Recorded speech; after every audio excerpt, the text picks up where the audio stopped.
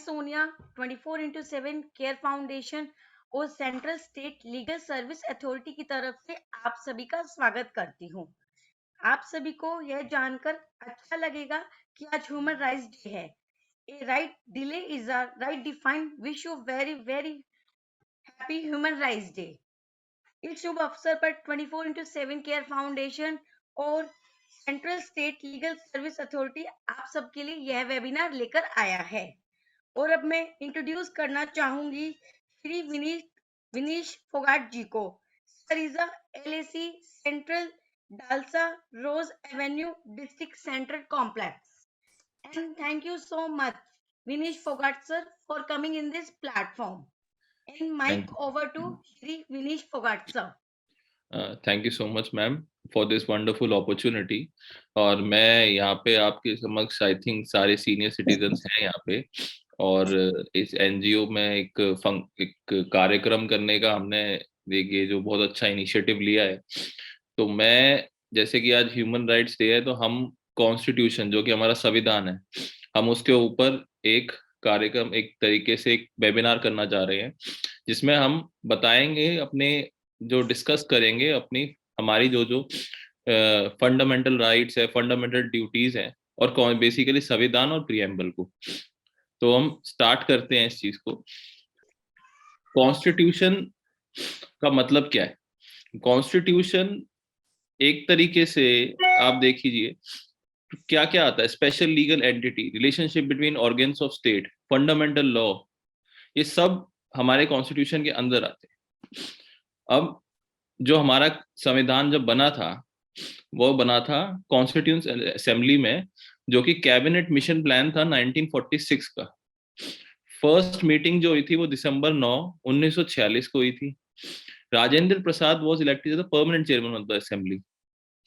Constitution of India was framed by drafting committee under the chairmanship of mister B.R. Ambedkar, doctor B.R. Ambedkar, जिसको हम जानते हैं अम्बेडकर साहब। उन्होंने ये कॉन्स्टिट्यूशन में ड्राफ्टिंग कमेटी में चेयरमैन थे। अब जो कॉन्स्टिट्यूशन था अडॉप्ट कब किया गया था? बंद तो गया था, अडॉप्ट किया गया था 26 जनवरी 1939 को, 1949 को। जो major parts of the constitution जनवरी 26 को सेलिब्रेट हुए थे रिपब्लिक डे पे। 26 नवंबर जो कि हमारा एक कॉन्स्टिट्यूशन डे सेलिब्रेट होता है, जो कि संविधान दिवस है, ठीक है, ये चीज हमारे इसमें आई थी। अब मेन हम लेके चले जो हमारा कॉन्स्टिट्यूशन है, human rights as well as fundamental rights अगर हम देखें साथ साथ, तो जहां हमारे फंडामेंटल राइट्स इन्फ्रिंज होते हैं, जैसे कि हम फंडामेंटल राइट्स को लेके चलें, जो कि है राइट टू इक्वालिटी। पहले हम राइट लेके चले, right to equality, article 14 to article 18, equality before law and equal protection of law. कानून के सामने सब एक है, इक्वल है, हर कास्ट, हर क्रीड, हर सेक्स, जो भी है, मेल फीमेल, सब एक समान कानून के सामने। And equal protection of law, कि अगर कानून किसी को, एक इंसान को प्रोटेक्ट कर रहा है, तो इक्वल प्रोटेक्शन ऑफ लॉ है। Prohibition of discrimination on the ground of religion, race, caste, sex और प्लेस ऑफ बर्थ। जो प्रोहिबिशन है डिस्क्रिमिनेशन का, अगर कोई भी राइट हमें मिली है, राइट टू इक्वालिटी मिली है, ये जब हो सकता है जब हमारे पास, हमारे से डिस्क्रिमिनेशन ना हो, जब भी हम इक्वल एक समाज में कहलाए जाएंगे। तो इक्वालिटी कहां से आती है? पहली आती है कि एक लॉ के आगे आप एक कोर्ट ऑफ लॉ में अगर कहीं भी है, तो सब कानून आपके लिए इक्वल है। मतलब एक आदमी को सजा होती है तो दूसरे आदमी को भी उसके लिए सजा होगी ही होगी, क्योंकि वो सेम कानून सब पे लागू होगा। वैसे ही डिस्क्रिमिनेशन जो भी होगी, ग्राउंड और रिलीजन, रेस, कास्ट, सेक्स और प्लेस ऑफ बर्थ के हिसाब से नहीं होगी। डिस्क्रिमिनेशन बिल्कुल प्रोहिबिट है, डिस्क्रिमिनेशन नहीं होनी चाहिए समाज में। ये हमारे राइट टू इक्वालिटी में आता है। अब equality of opportunity in matters of public employment. अब इक्वालिटी है अपॉर्चुनिटी में, अगर मेरे को पूरी अपॉर्चुनिटी मिलनी चाहिए कि मैं किसी भी एम्प्लॉयमेंट में, किसी भी जगह पे मैं अप्लाई कर सकूं, काम पा सकूं। ये मेरे को इक्वालिटी अपॉर्चुनिटी की, ये नहीं कि किसी और को दे दिया जाए या किसी और के लिए सेव कर दिया जाए। मेरा पूरा राइट है अपॉर्चुनिटी का कि मेरे को भी पार्टिसिपेट उसमें मैं कर सकूं। Abolition of untouchability and prohibition on it's practice. अब अनटचेबिलिटी जो कि हमारे समाज में जो कि है उसको प्रोहिबिट करना ऑन इट्स प्रैक्टिस, ये भी राइट टू इक्वालिटी के अंदर आता है, ये भी हमारी फंडामेंटल राइट।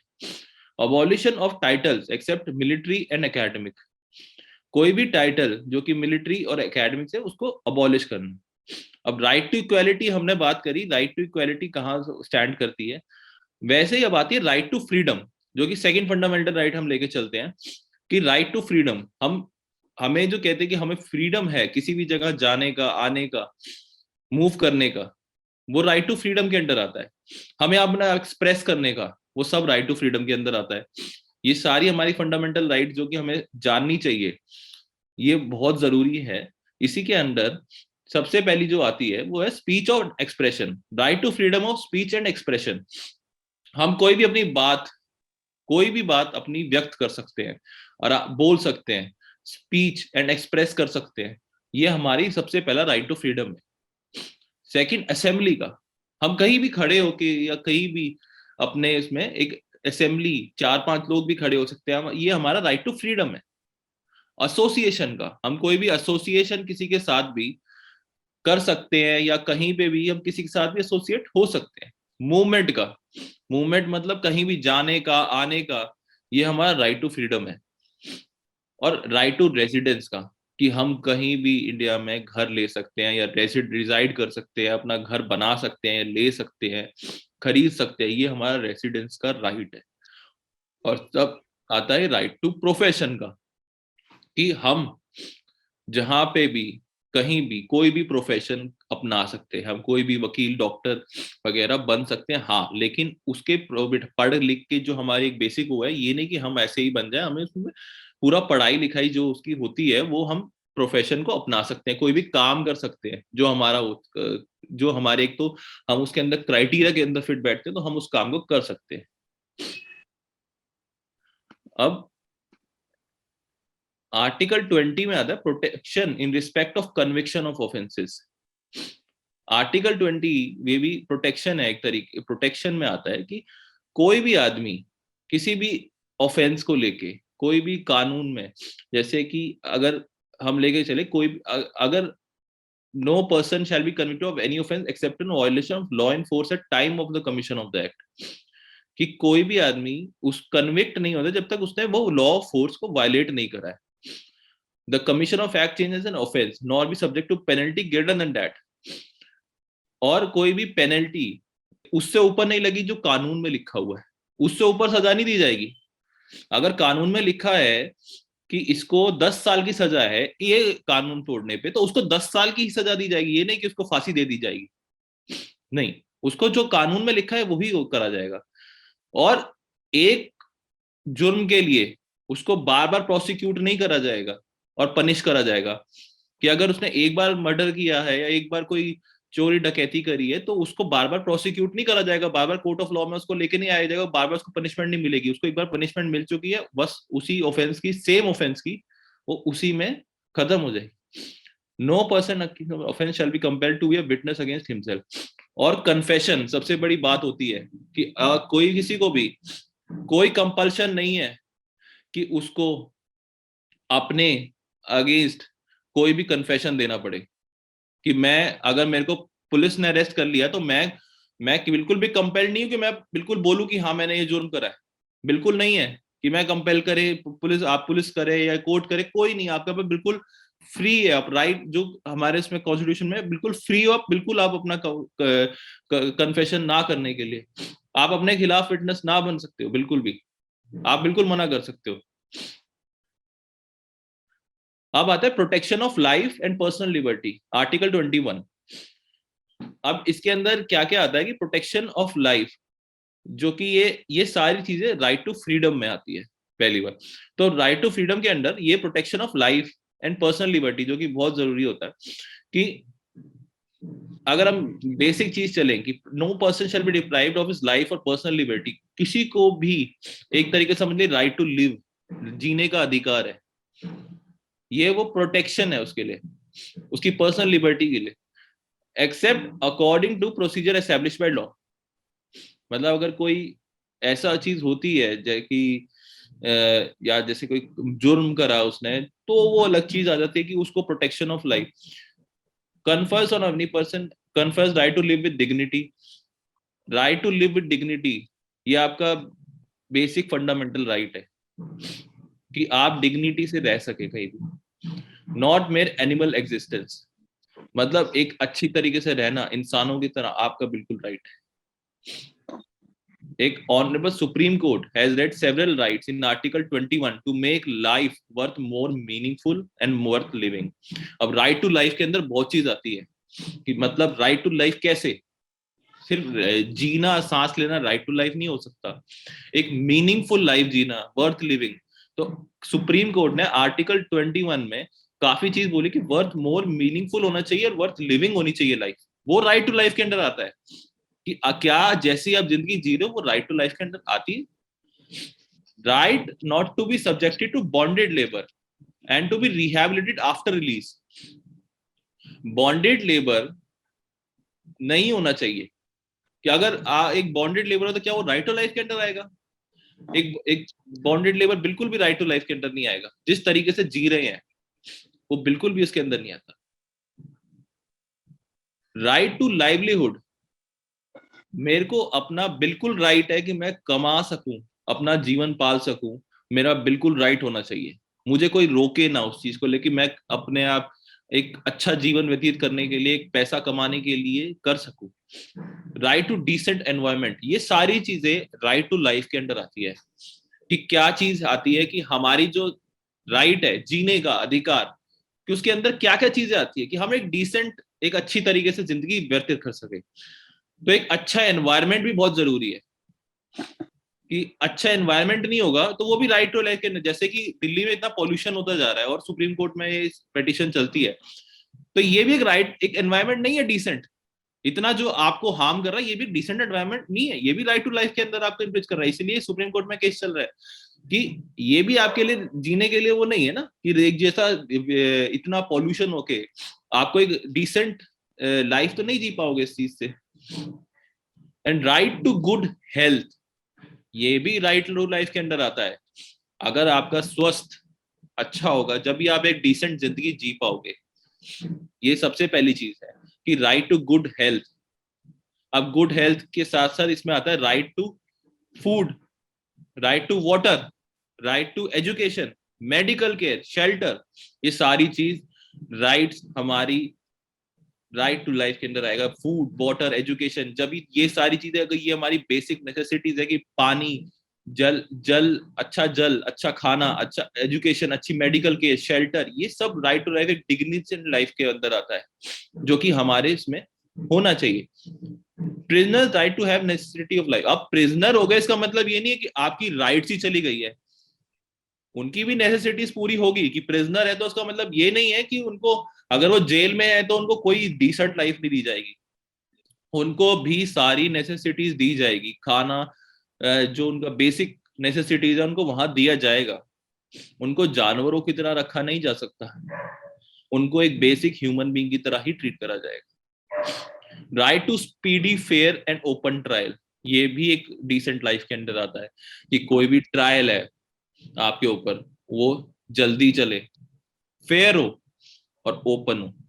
मतलब कोई भी अगर केस होता है आपके ऊपर, कोई भी क्रिमिनल केस चल रहा है, ट्रायल चल रहा है आपके ऊपर, तो बिल्कुल फेयर हो, मतलब कि बिल्कुल उसके अंदर कोई भी इधर से उधर दबाव ना हो, बिल्कुल सही तरीके से हो, जो जस्टिस आपको चाहिए वो जस्टिस आपको मिलना चाहिए, फेयर होना चाहिए और ओपन होना चाहिए ट्रायल, कि उसमें कुछ भी छुपा नहीं होना चाहिए। Right of women to be treated with decency and dignity, ये भी एक बेसिक राइट टू लाइफ के अंदर आता है कि अगर किसी को जीने का अधिकार है तो औरतों को भी एक डिसेंसी और डिग्निटी से आपको ट्रीट करना है, उनको चाहिए कि वो, उनको डिसेंसी, उनको डिग्निटी से ट्रीट हो, उनका भी राइट टू लाइफ है। अब इसी के अंदर एक आता है, हम राइट्स और बात करें तो राइट्स ऑफ प्राइवेसी, निजता का अधिकार, जो कि आप अभी इतना इसमें आया है कि राइट टू प्राइवेसी के ऊपर आपको बिल्कुल अधिकार है कि आप अपनी कोई भी चीजें ना शेयर करें, आपकी प्राइवेट लाइफ आपके पास ही रहे, ये प्राइवेसी का आपको बिल्कुल है। Right against solitary confinement, solitary confinement कि आपको एक जेल के अंदर डाल दिया जाए, आपको बंद कर दिया जाए एक छोटे से उसमें, सॉलिटरी अलग सबसे करके बंद कर दिया जाए, वो भी बिल्कुल भी एक्सेप्टेड नहीं है, कि वो नहीं होना चाहिए। राइट अगेंस्ट बार फेल्टर्स एंड हैंडकफिंग, जो आपको पता हो कि अगर कभी पुलिस भी अरेस्ट करती है तो हैंडकफ नहीं लगाती है, हैंडकफ इज नॉट अलाउड, बिल्कुल भी। हैंडकफ कर चाहे आपने कुछ भी करो, हैंडकफ इज नॉट अलाउड। अब इसमें आते हैं right to legal aid. Right to legal aid क्या है? जैसे कि हम ही आए हैं यहाँ पे सेंट्रल डीएलएसए से, डीएलएसए है, डीएसएलएसए है, आपको सरकारी वकील प्रोवाइड करना, कि अगर आप उस चीज को नहीं अफोर्ड कर सकते हो, जिसमें कि अगर जिनकी इनकम 3 लाख से नीचे है, सीनियर सिटीजन जिनकी इनकम 4 लाख से नीचे है, बच्चे, औरतें, SC ST, इन सब कैटेगरीज को लीगल एड प्रोवाइड होता है। अगर आप वकील नहीं कर सकते हैं तो आपको सरकारी वकील दिया जाएगा। ये पहले ही हमारे उसमें आता है फंडामेंटल राइट में, right to fair and open trial. Fair कब होगा? जब आपका वकील होगा आपके साथ। तो ओपन ट्रायल हो जब भी होगा आपके पास। तो राइट टू लीगल एड है आपके पास। Right against delayed execution and public hanging. एक तो डिले एग्जीक्यूशन करना, कि एक केस को इतना लंबा वो करना कि एग्जीक्यूट होना, और पब्लिक हैंगिंग वो अलाउड नहीं है। राइट अगेंस्ट कस्टोडियल वायलेंस, जो कस्टडी में आपके साथ वायलेंस हो, अगर पुलिस ने अरेस्ट किया और कस्टडी में मारना पीटना जो होता है वो बिल्कुल भी अलाउड नहीं होता है। कस्टडी में कोई वायलेंस अलाउड नहीं होती है, मारना पीटना बिल्कुल अलाउड नहीं होता। मेडिकल एग्जामिनेशन जब भी होते हैं कि बिल्कुल भी आप चाहो तो उसको कंप्लेंट भी कर सकते हो अगर आपके साथ ऐसा कुछ होता है तो। राइट अगेंस्ट कस्टोडियल वायलेंस बिल्कुल भी अलाउड।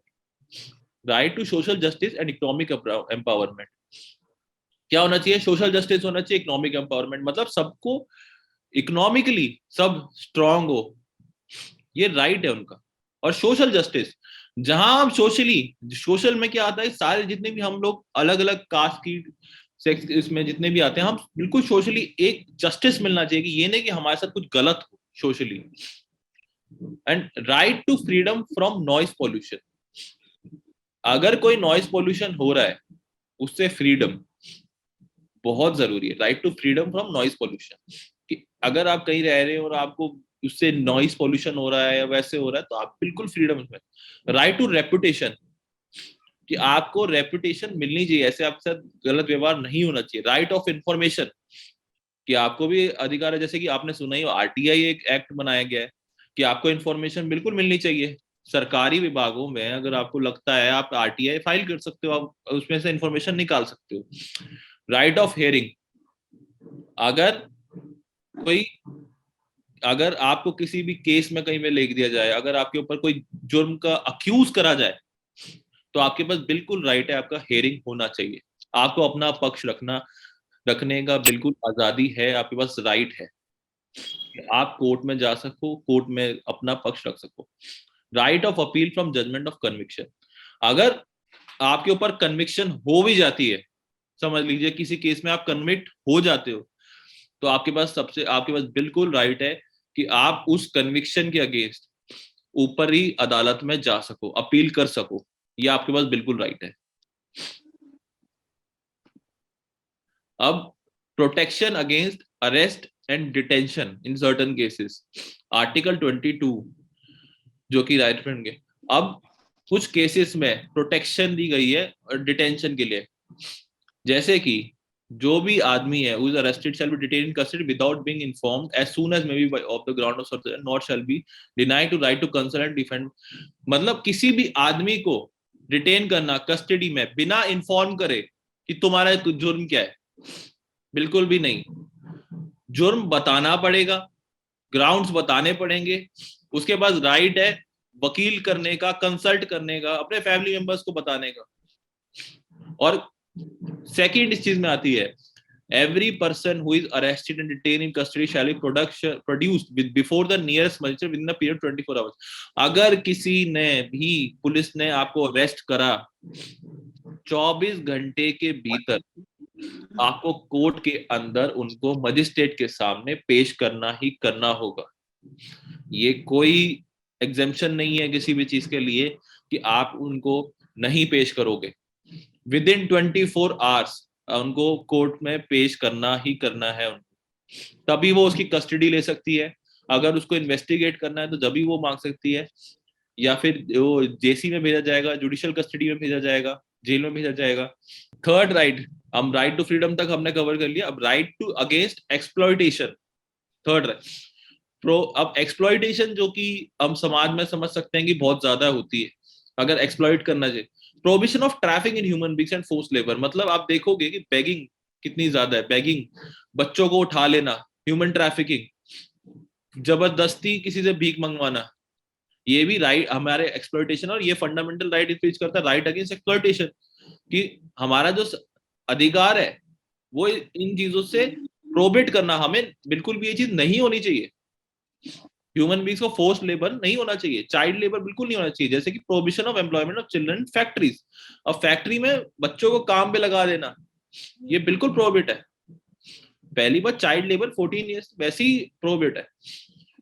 अब fourth right, right to freedom of religion, अपना धर्म अपनाना, कोई भी धर्म अपनाना, उसको प्रैक्टिस करना, उसको कोई भी अफेयर, रिलीजियस अफेयर करना, जैसे कोई भी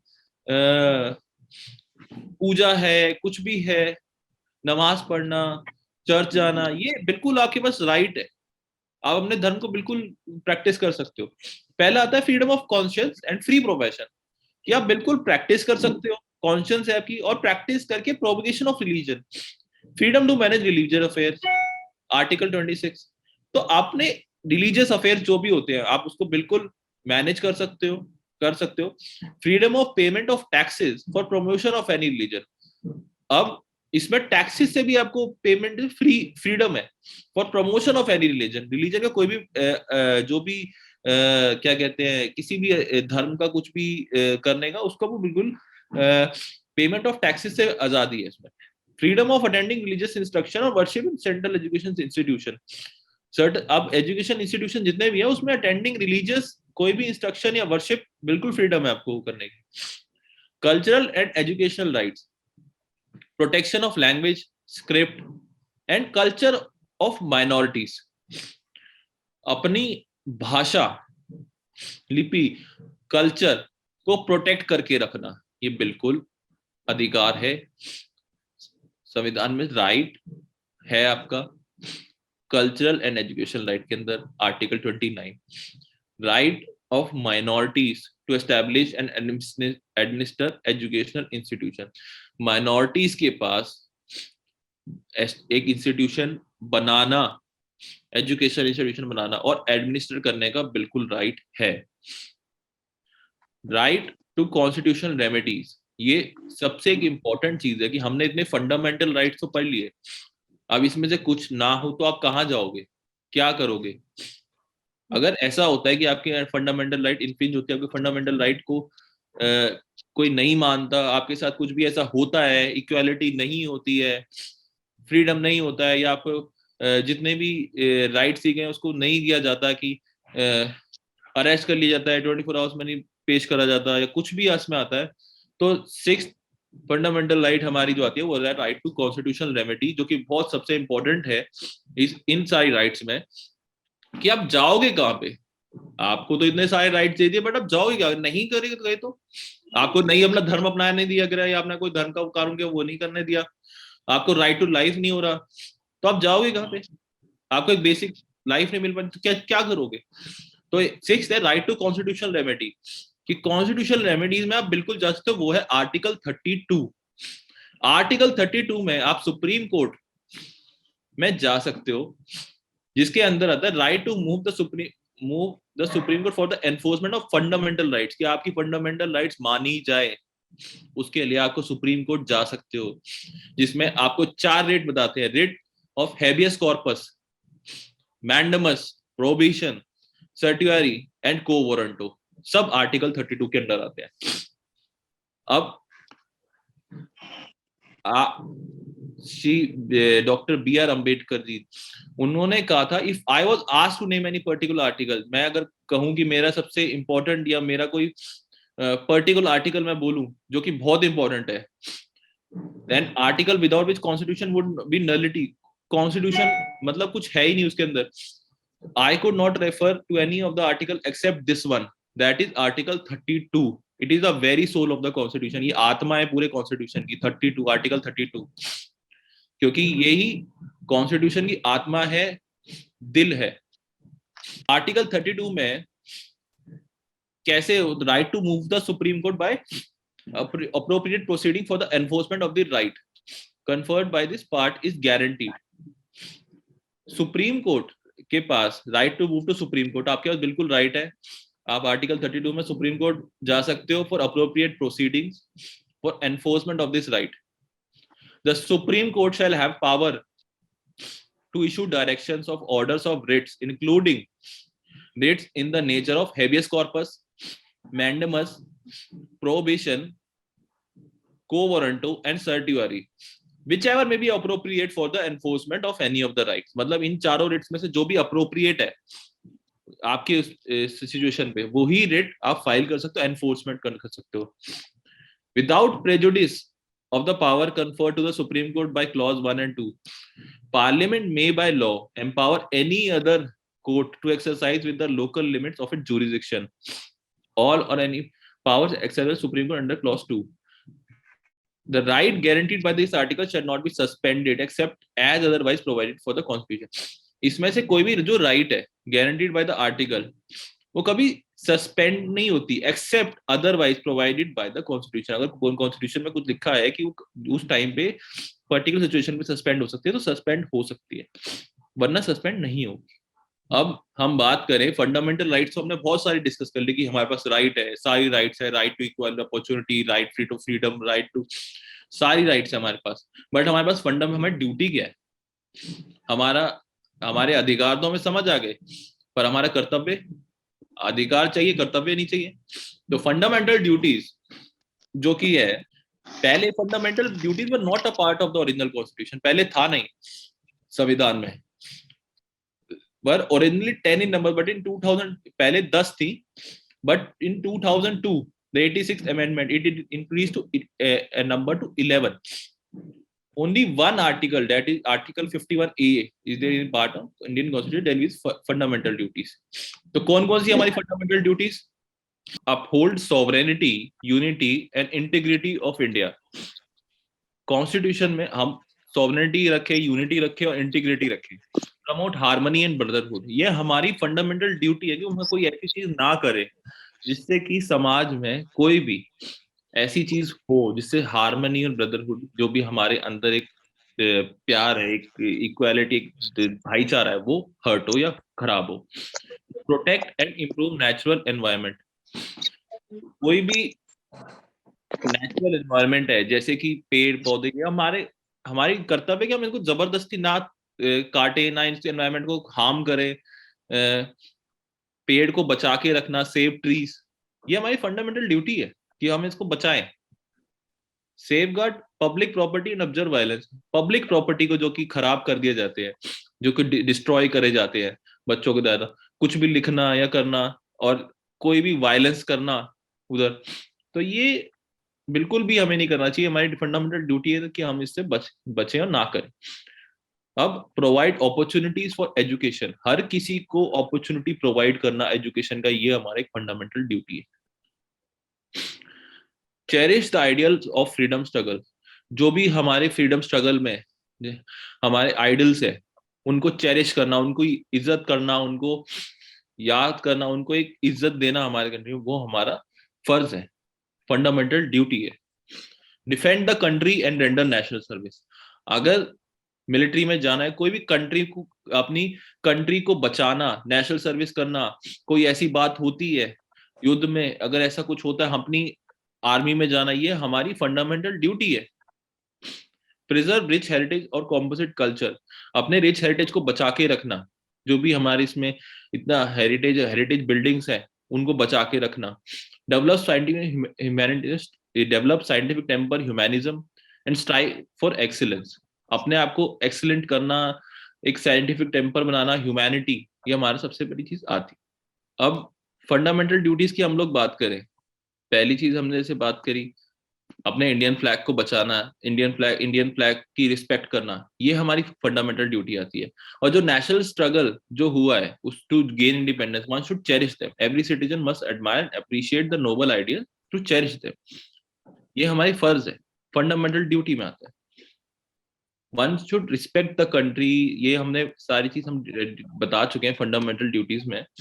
अब एक बार हम लोग कॉन्स्टिट्यूशन में हमने फंडामेंटल राइट्स पढ़ ली, हमने फंडामेंटल ड्यूटीज पढ़ ली, अब हम आते हैं प्रियम्बल पे, जो कि सबसे इंपॉर्टेंट जो हमारा कॉन्स्टिट्यूशन का।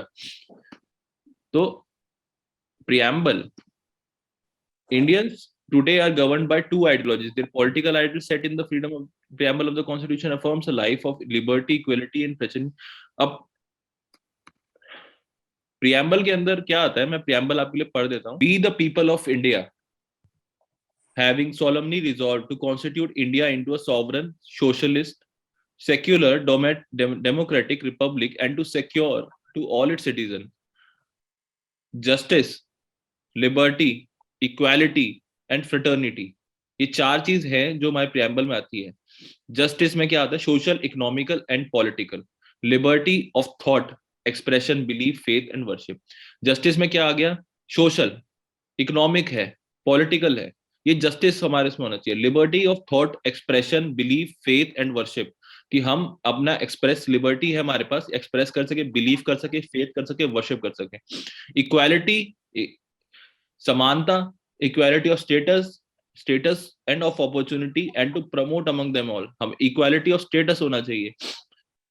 Fraternity, assuring the dignity of the individual, social, economical and political, liberty of the nation, expression, belief, faith and worship, equality of status and of opportunity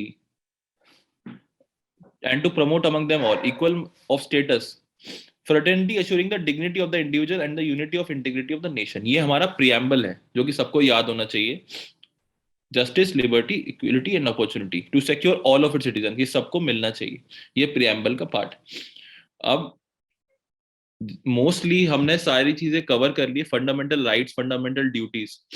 अब मैं सोनिया जी, मैं एक चीज पूछना चाहूंगा, अगर किसी को यहाँ पे कुछ डाउट्स हैं कोई भी, तो वो पूछ सकते हैं। जिन भी सीनियर सिटीजन की कोई क्वेरी है तो वो पूछ सकते हैं, या अपना हैंड रेज कर सकते हैं, या फिर अपना आप चैट पे आप हमें बता सकते हैं, ठीक है। I think so. जय भगवान अग्रवाल जी, आप कुछ पूछना चाहते हैं, आप यू कैन आस्क। हेलो, आपको आवाज आ रही है? हाँ जी, हाँ जी सर, पूछिए। हाँ सर, नमस्कार जी, मैं अग्रवाल बोल रहा हूँ और मैं जरा सोशल एक्टिविटीज से जुड़ा हुआ हूँ। हाँ जी। तो जो आपने अभी बताए हैं, right to food and right to medical aid, हाँ जी, तो उसके बारे में कह रहा हूँ कि राइट टू फूड के लिए काफी कुछ ऐसे हैं जिनके पास फूड्स का कोई जुगाड़ ही नहीं है। हाँ जी, थोड़ा बहुत ये जो सोनिया मैम की जो ऑर्गेनाइजेशन है थोड़ा बहुत कर देती है, हाँ जी, लेकिन स्टेट गवर्नमेंट और सेंट्रल गवर्नमेंट ने कुछ राशन कार्ड्स दे रखे हैं। हाँ जी, हाँ जी, वो 8-10 साल पुराने हैं, उनको रिव्यू मांगते हैं, क्योंकि जिनके पास कार है, मोटरसाइकिल्स हैं, फ्लैट्स हैं, वो हाँ लोग राशन कार्ड को यूज कर रहे हैं, और हाँ जबकि जो एक्चुअल नीडी है उनको नहीं मिल रहा है। हम्म। एक तो इसको रिव्यू होना चाहिए, कंप्यूटराइज कर दो, नॉर्म्स डाल दो कि भी ये कंडीशंस हैं। अब लोगों के पास अच्छी अच्छी बिल्डिंग है, अच्छी अच्छी गाड़ी है, और वो राशन लेके आते हैं फ्री का। नहीं सर, इसमें राइट टू ये फूड, तो गवर्नमेंट के, आप वो जो भी अथॉरिटी होगी। मानता हूँ हाँ जी, अथॉरिटी तो है सर ये, लेकिन जब राइट टू फूड के अंदर वो तो मांग रहे हैं ना, हाँ स्टेट जी, भी नहीं दे रही है, सेंट्रल वो कागजों में दे रही है, लेकिन उनको मिल रहा है जो पूरे जो मजबूत हैं, सबके पास पैसे हैं, सब कुछ है, कार्ड्स रिन्यू नहीं है। और मेडिकल एड की जहां तक बात है, पहले कोई भी गरीब है जो सीनियर सिटीजन है, जब हॉस्पिटल जाता है हाँ जी, तो उसकी जब काम होता है वो बोलते हैं कि आप पहले वो लेके आओ लो इनकम सर्टिफिकेट। हाँ जी, वो पहले फिर एमएलए के चक्कर लगाता है, फिर 1 महीने के बाद एसडीएम से उसको सर्टिफिकेट मिलता है। तो क्या वो 1 महीने इंतजार कर सकता है? नहीं, 1 महीने तक तो इंतजार नहीं करना चाहिए। हाँ तो जहाँ सर तक ये बाकी है, अभी जो योजनाएं चल रही थी, जो सरकारी अस्पताल है, उसमें तो ऐसा नहीं करना चाहिए कि वो ट्रीटमेंट के लिए उसी में उस सरकारी का ही मैं बात कर रहा हूँ, प्राइवेट की तो बात ही नहीं है। उसके लिए तो कंप्लेंट करनी चाहिए जो हायर जितनी भी अथॉरिटीज होती है, वरना अगर अगर कोई भी अथॉरिटी नहीं सुनती है, समझ लीजिए अब ऐसा हमारी चल रहा अथॉरिटीज कहाँ से आएंगे आप बताइए ना। है। हाँ, मैं वही हमारी बता रहा हूँ। अथॉरिटीज या तो ऐसे वेबिनार्स हैं या हमारी फाउंडेशन है। सर मैं वही कह रहा हूँ कि जैसे ये सारी चीजें होती है, ये प्रॉब्लम जी आपको हो रही है, जैसे कि ये सारी चीजें आपको इशू आता है कि ये आपको हॉस्पिटल में तंग करा जा रहा है या जो भी करा जा रहा है, जी पहली बात इसकी जी जितनी अथॉरिटी में आप कंप्लेंट करोगे, अपने आसपास के जो भी आता है उसमें कंप्लेंट करोगे, हॉस्पिटल प्रशासन में आप कंप्लेंट करोगे अगर आपको ऐसे डॉक्टर नहीं होता, और अगर वो कोई तो भी आपकी ना सुने, हाँ मैं जी कहता हूँ कि जी जी कोई कोई भी आपकी ना सुने, तो अब जी मैंने जैसे बताया था आर्टिकल 32 में कॉन्स्टिट्यूशन रेमेडीज में, मतलब आप कोर्ट जा सकते हो, कोर्ट आपके लिए सुनने के लिए बैठा है, अगर आपका ऐसा होता है तो डू कोर्ट एग्री, के पास जा सकते हो। डू एग्री सर, पर पेशेंट कांट वेट। हाँ सर, वही ना, आप अर्जेंटली फाइल कर दो अगर ऐसा लगता है आपको एप्लीकेशन, तो अगर अर्जेंटली कोर्ट भी डिसीजन सुन लेगा आपकी, अगर आपको लगता है कि बहुत ज्यादा अर्जेंट है। अब ये अगर ऐसा होता है तो आप कंप्लेंट कर सकते हो उनको, पुलिस कंप्लेंट कर सकते हो, इसके सीधे। लिए हाँ इसके लिए एक और दिया हुआ है, जो मेडिक्लेम पॉलिसीज है गवर्नमेंट की हाँ एजेंसीज जी, हैं, हाँ यूनाइटेड एश्योरेंस है और समथिंग है। हाँ जी, हाँ जी, तो हाँ ये जी, लोग सीनियर सिटीजन से 40,000 50,000 1 लाख रुपया लेती है प्रीमियम, हाँ जी, 3 लाख 4 लाख रुपए की सिक्योरिटी उसके लिए। हाँ अब जी, आप बताइए कि साधन कोई है नहीं हमारे पास, हाँ जी। तो कैसे वो 50,000 60,000 रुपए उसको पेमेंट करें हर साल। सर देखो, ये इस चीज में आप जो पूछ रहे हो, कह रहे हो कि मैं 50-60 हजार रुपए कहाँ से रियम्बर्स करा सकूं, जी या मैं जी, नहीं नहीं दूं मेडिक्लेम के लिए रियम्बर्स पॉलिसी। नहीं है, वो तो मांगते हैं, पहले मांगते हैं। पहले मांग रहे हैं आपसे? सर मांगेंगे पहले, तो रिन्यू होएगी, नहीं तो नहीं होएगी। सर ये लास्ट मेडिकल, मीटिंग में भी मैंने पॉइंट रखा था। हाँ हाँ। तो अभी तो इसका सॉल्यूशन आने में टाइम तो लग सकता है, लेकिन हाँ। है ये यूनिवर्सल प्रॉब्लम सर अगर आपको लगता है ना कोई ऐसी प्रॉब्लम है जो आपको लग रहा है कि ये चीज होती है, मेडिक्लेम है। मेरे पॉलिसी, पहली बात मेरे तो देखो सामने सरकारी मेरे अस्पताल है, वहाँ मेडिक्लेम जी पॉलिसी की जरूरत नहीं है। ठीक है, जी वहाँ आपके सरकारी अस्पताल फ्री होते हैं, वहाँ पे आपका जो इलाज होता है वो फ्री होता फ्री है, लेकिन फ्री के अंदर कंडीशंस लगा रखे हैं ना। लो है। इनकम हाँ, सर्टिफिकेट लेके आओ, वो कहाँ से लाएगा? फिर जाता है चक्कर काटता है जब तक पेशेंट इकट्ठा हो जाती है। लो इनकम सर्टिफिकेट सर, ये इसकी जरूरी है, ये मेरे को तो लगता नहीं है कि लो इनकम सर्टिफिकेट वगैरह। है सर, है, मैंने कितनों के भी करवा के दिए, परेशान हुए हैं, एक एक हाँ महीना एसडीएम से चक्कर सर, काटते आप एक इस चीज के लिए कोर्ट जा सकते हो, मैं आपको सबसे वो हैं। चीज बोलूंगा कि आप कोर्ट जी चले जाओ, और एक ठीक बारी में अगर आप ये चीज ले लेते हो तो ये सबके लिए ही एक रेमेडी हो जाएगा। ठीक है जी कंसल्ट कर सकते हो, किसी भी लीगल एड ऑफिस में चले जाइए। ठीक है, जी। आप किसी भी ये डीएलएसए में, किसी भी जो आपके पास कोर्ट पड़ता है, कोई भी डीएलएसए हाँ के जी ऑफिस में चले जाइए, वरना 1516 हमारा हेल्पलाइन नंबर है, वहां पे अपनी लीगल क्वेरी जितनी भी होती है आप वहां से एक बार पूछ लीजिए, वो आपको डायरेक्ट कर देंगे सारी चीजों को लेके। ठीक है सर, जो भी आपके इशू आते हैं ठीक। वो आपको असिस्ट करेंगे, और आई थिंक वो 24/7 है, मतलब 24 घंटा चलता है वो, और हर टाइम ऑन नहीं होता है। तो नहीं, ये आप, सोनिया जी हैं, ये तो काफी कर रही हैं, फिर हाँ जी, लेकिन पॉइंट्स तो रेज करने पड़ते हैं। हाँ जी, नहीं नहीं बिल्कुल, मैं भी थैंक यू। आपको इसलिए असिस्ट कर रहा हूँ कि जैसे अगर आपको कोई भी इशू आता है, क्योंकि मैं तो आपको देखो ये चीज बता के चल रहा हूँ, लेकिन आगे इन फ्यूचर आपको कोई इशू आता है या आपको ये सारी चीजें इशू फेस होते हैं, तो आप डीएलएसए के थ्रू कोई भी अपना जो जी भी आप ये जो आपको प्रॉब्लम आती है, 1516 नंबर है, आप उस पर कॉल करो, अपनी सारी जी जितनी आपको प्रॉब्लम्स आती है कि ये सारी चीजें हैं और लीगली क्या हेल्प कर सकते हैं, वो लोग आपको हेल्प करेंगे करेंगे। ठीक है, जी अगर ऐसा लगता है कि कोर्ट में आपको केस डालना पड़ेगा, तो भी आपको जी वकील प्रोवाइड हो जाएगा उसमें, अगर आप उस कैटेगरी में आते हो आप जब भी केस फाइल कर सकते हो सर। ठीक है, ठीक है। तो ये आपके लिए इश्यूज जितने भी होंगे ना, जो आप कह रहे हो, जो भी इश्यूज आ रहे हैं आपको, जो प्रॉब्लम आती है सीनियर सिटीजन को, ये बिल्कुल आप इस चीज को अगर कैरी फॉरवर्ड करके चलोगे, इसको लेके आगे चलोगे, तो बिल्कुल कोर्ट में आपके लिए ये सारी चीजें हो जाएंगी। ठीक है sir. Okay, thank you sir. Okay. Thanks. CP Malhotra ji, you can ask your question. हो जाएगी। CP Malhotra ji.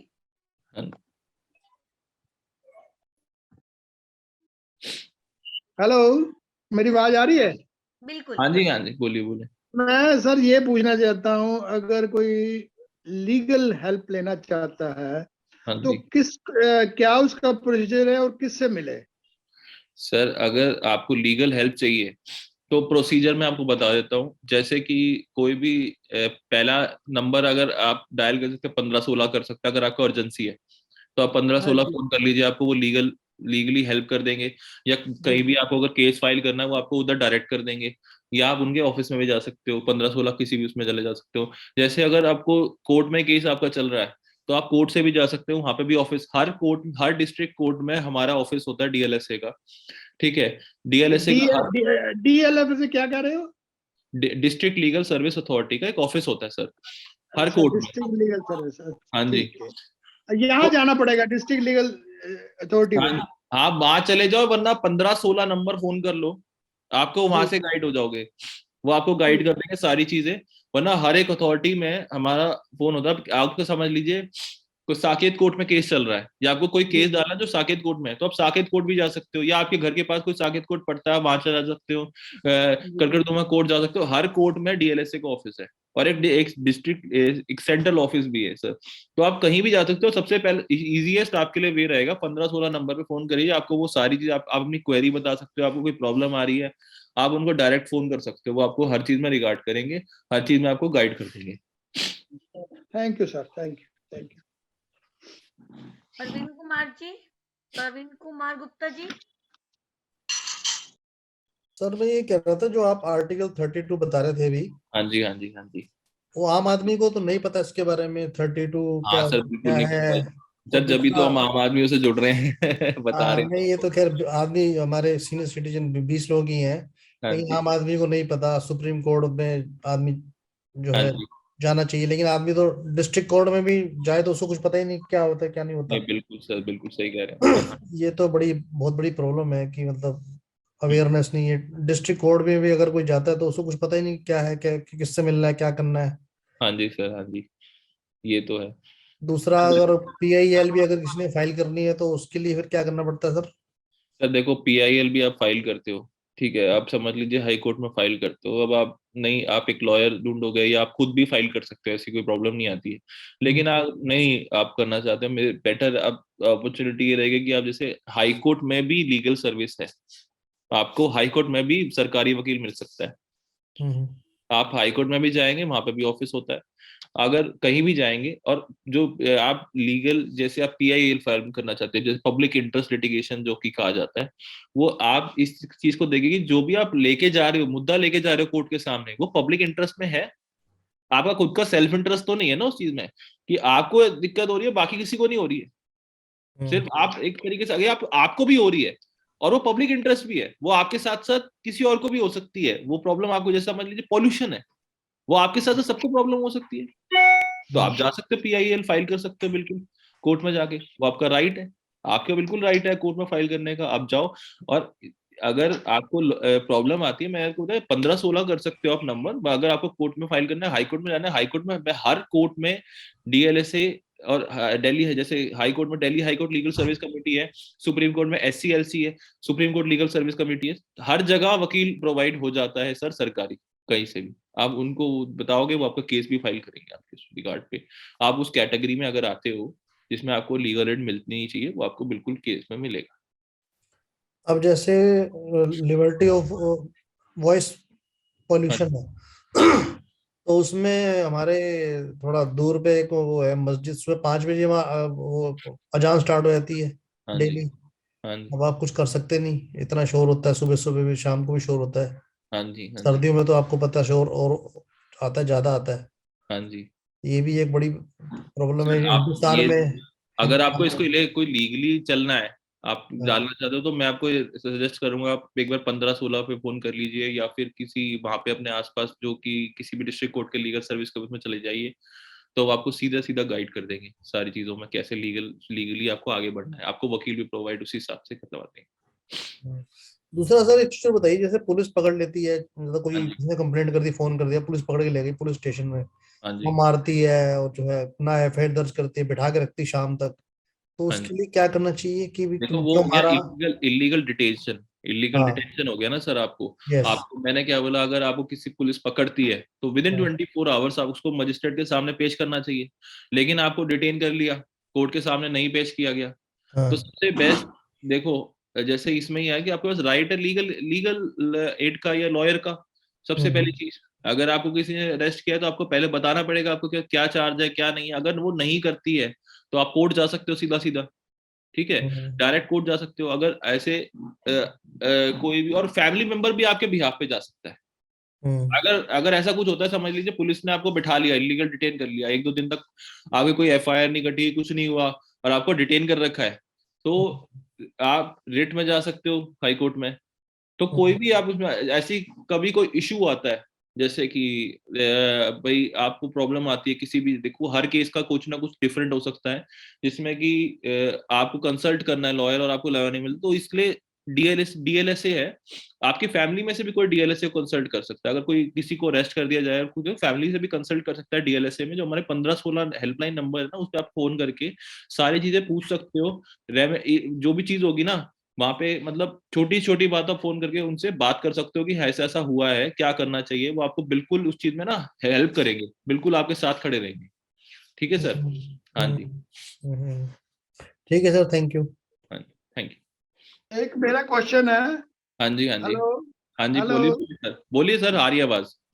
मेरा क्वेश्चन ये है, ये डिफाइन मिनोरिटी का डिफाइन करा दो कैसे, कितने परसेंट तक मिनोरिटी रहती है सर एज कॉन्स्टिट्यूशन माइनॉरिटी में? डिफाइंड अंडर कॉन्स्टिट्यूशन, जो भी अंदर इसमें माइनॉरिटी की उसमें आएगा, जो कि पॉपुलेशन से है या किसी भी चीज से है, जैसे कि हमारे उसमें ऑलरेडी लिस्ट बनी होती है सर, सेंट्रल गवर्नमेंट में जो भी लिस्ट आती है, जो लिस्ट आती है कि ये माइनॉरिटीज में आते हैं, और इवन आपके पास सर्टिफिकेट भी इशू होता है, तो वो माइनॉरिटी का सर्टिफिकेट आपको इशू होगा सर। उसमें डिफाइन माइनॉरिटी जो भी, ये नहीं होगा सर कि ये पॉपुलेशन से नीचे कितने परसेंटेज पॉपुलेशन तक मिनोरिटी होती है?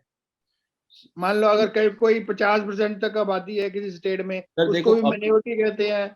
अभी जैसे अगर आप नहीं पॉपुलेशन के हिसाब से, जैसे ये अलग चीज है सर।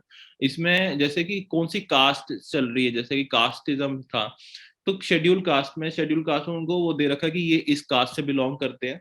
ठीक है, इनको क्या कहते हैं, ये माइनॉरिटी में आते हैं या इसके अंदर आते हैं, इनको वो दी जाए। अब वो सारी सर लिस्ट है, I can not tell you कि what is the perfect figure, जो फिगर होगा उसका, बट मैं आपको बता सकता हूँ, आपको खुद को पता होगा कि जो भी माइनॉरिटीज के अंदर आते हैं वो सर्टिफिकेट मिलता है सारी चीजों में, जब भी वो उसके अंदर आते हैं, जो भी लिस्ट के अंदर आते हैं। परसेंटेज नहीं होती कोई परसेंटेज या पॉपुलेशन वाइज है? Sir can't confirm it sir, क्या परसेंटेज होती है। हाँ हाँ ओके सर, हाँ, ओके कोई नहीं। ओके हाँ ओके, हाँ जी, हाँ जी, thank you sir, thank you. Okay, thank you so much sir. Shri Bhagwan ji, या और कोई भी सीनियर सिटीजन अगर क्वेश्चन पूछना चाहते हैं तो? प्लीज मैं ये पूछना चाहती हूँ, सीनियर सिटीजन अगर कोई अकेला रहता है हाँ और जी, उसकी बहू वगैरह या बेटा जबरदस्ती उनके घर में आके बैठ जाए हाँ और वो जी, प्रेशराइज करें कि हम अपनी प्रॉपर्टी हमारे नाम कर दो, तो उनको क्या करना चाहिए? मैम आप ना एक काम कर सकते हो, आप कंप्लेंट कर सकते हो। ठीक है, हाँ उनके जी, खिलाफ आप कंप्लेंट कर सकते हो कि जबरदस्ती वो आपके उसमें घर में आके बैठ गए हैं। हाँ ठीक है, जी, दूसरी चीज ये है कि आप सीधा कोर्ट जा सकते हो। कोर्ट के लिए जैसे मैम आप ये कर सकते हो कि आपको मैंने जैसे अभी एक नंबर बताया 1516 कर सकते हो फोन, हाँ जी, उससे भी हाँ आप जी, बात कर सकते हो अपनी सारी, आपको ना वो लीगल जो भी आप A to Z अपनी सारी प्रॉब्लम्स उनको बताओगे ना, वो आपको हाँ जी, एग्जैक्टली बताएंगे। वरना हाँ जी, आप कोई भी लॉयर लेके कोर्ट में केस फाइल कर सकते हो, आपकी हाँ जी, प्रॉपर्टी है ना। हाँ जी। आपने property, sorry please, property in fact मेरे हस्बैंड के नाम है, हाँ और जी, हाँ वो कहते हैं क्योंकि क्योंकि हमारा हक है उसके अंदर, तो हाँ हम जबरदस्ती रहेंगे यहाँ पर आपके साथ, और वो नहीं प्रेशर मैम, कोई कर। जबरदस्ती नहीं है, ऐसे कुछ जबरदस्ती होनी भी नहीं चाहिए मेरे हिसाब से। आप सीनियर सिटीजन हैं, आपको बिल्कुल रहने का हक है, राइट टू लाइफ अगर देखें तो आप बिल्कुल आप आराम से रह सकते हैं। और आपको तंग करा जा रहा है, आप उसके खिलाफ एक कंप्लेंट कर सकते हैं, कोर्ट में जा सकते हैं। हाँ पहले जी, आप अथॉरिटी में अपने पुलिस कंप्लेंट भी कर सकते हैं।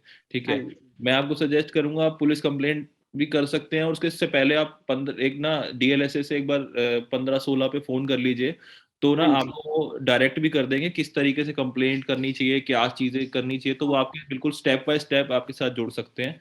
ठीक है, हाँ, थैंक और यू। अगर मैं आपके अकेली हूँ, हाँ जी, हाँ मैं अकेली हूँ, और कोई है नहीं मेरे साथ, तो अब मुझे सपोर्ट नहीं है, कोई भी मुझे मालूम नहीं कहाँ से कैसे करना है।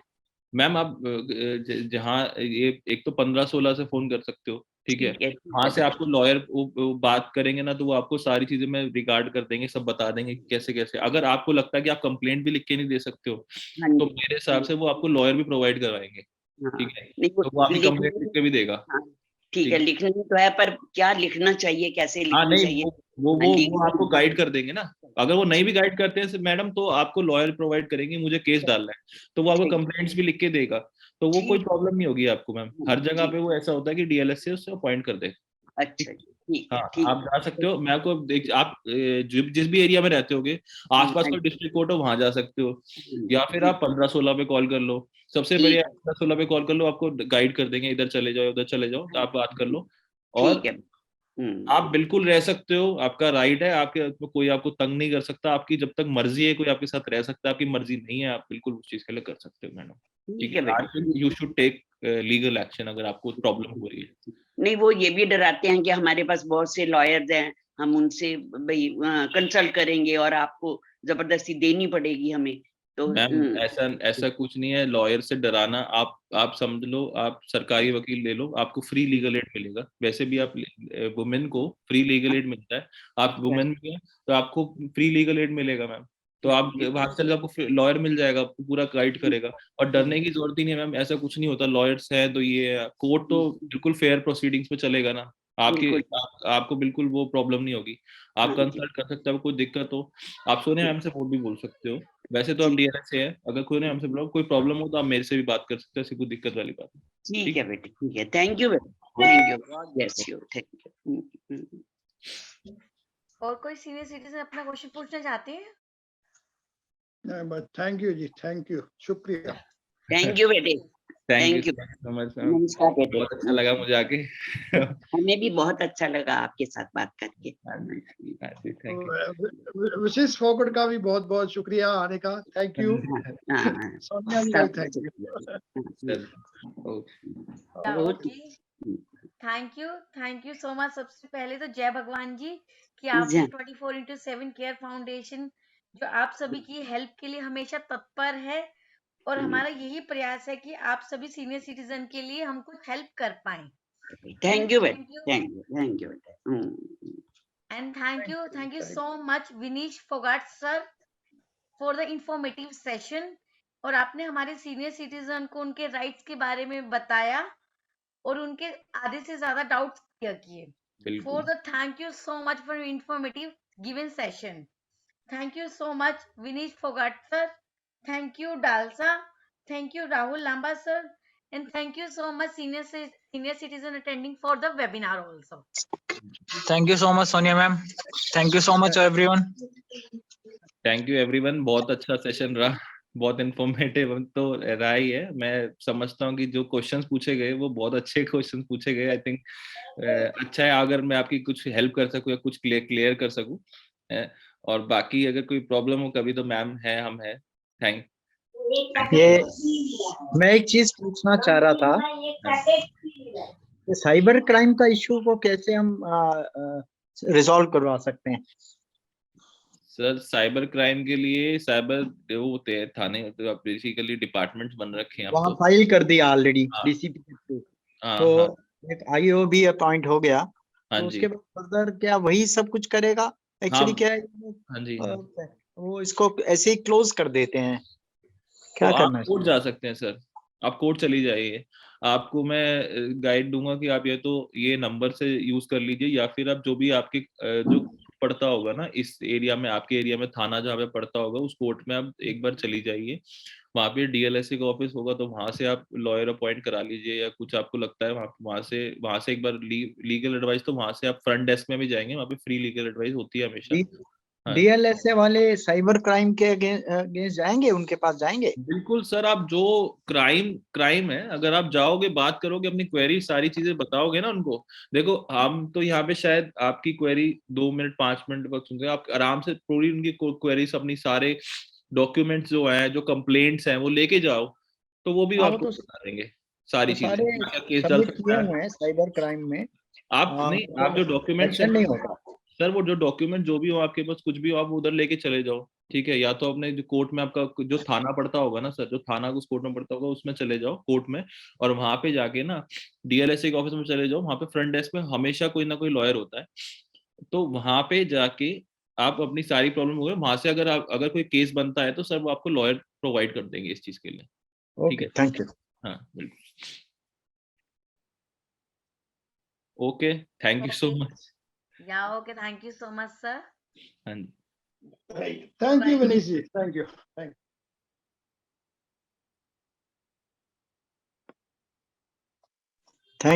Thank you.